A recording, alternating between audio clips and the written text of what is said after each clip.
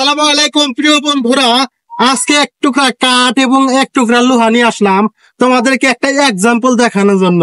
সেই এক্সাম্পলটা হচ্ছে এক টুকরা লোহা এবং এক টুকরা কাঠকে কেন্দ্র করে।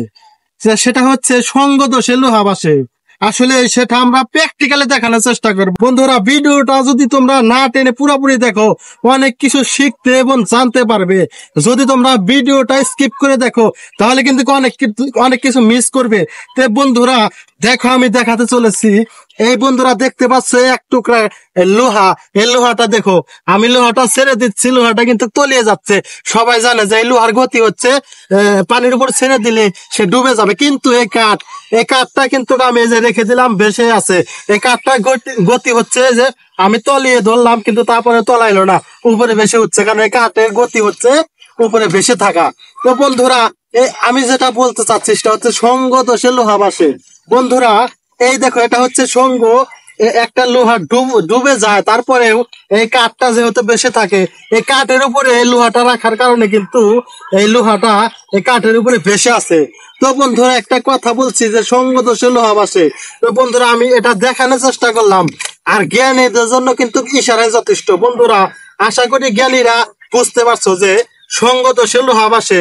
এটার আমি এক্সাম্পল দিয়ে বোঝানোর চেষ্টা করলাম। বন্ধুরা একটা কথা আছে যে সৎসঙ্গে স্বর্গবাস আর অসৎসঙ্গে সর্বনাশ। আমি এটারই এক্সাম্পল দিয়ে দেখানোর চেষ্টা করলাম।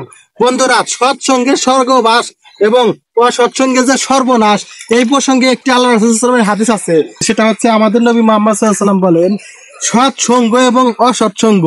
সৎসঙ্গ উদাহরণ হচ্ছে একজন আতরওয়ালার মতো, আর অসৎসঙ্গের উদাহরণ হচ্ছে একজন কামারওয়ালার মতো।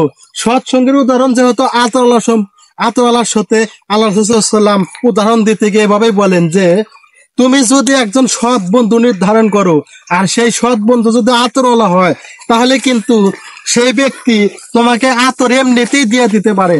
যদি এমনিতেই সেই আতরটা না দেয়, তাহলে কিন্তু তুমি সেই আতরটা তুমি কিনেও নিতে পারবে।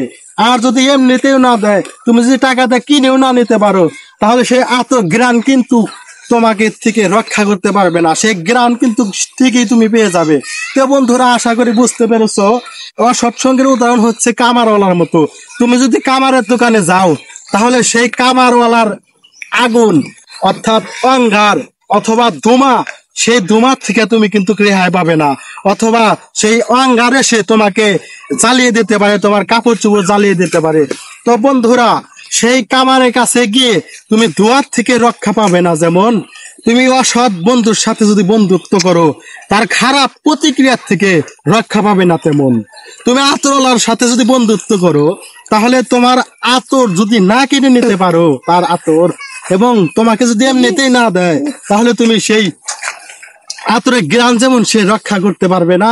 সৎ বন্ধুর সাথে যদি তুমি বন্ধুত্ব করো, তাহলে এই সৎ প্রতিক্রিয়া, ভালো প্রতিক্রিয়াও কিন্তু সে ঠেকাতে পারবে না।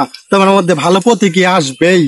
অতএব সৎ বন্ধুর সাথে বন্ধুত্ব করবে, অসৎ বন্ধু পরিহার করবে। প্রয়োজনে তাকে বিষয়টি বুঝিয়ে বলবে, কোরআন সুন্নাহর পথে আসার জন্য আহ্বান করবে। তো বন্ধুরা আজকে ভিডিও এখানেই। তো বন্ধুরা আমার ভিডিওটা ভালো লাগলে লাইক, কমেন্ট, শেয়ার, চ্যানেলটি সাবস্ক্রাইব করতে ভুলবে না। আসসালাম।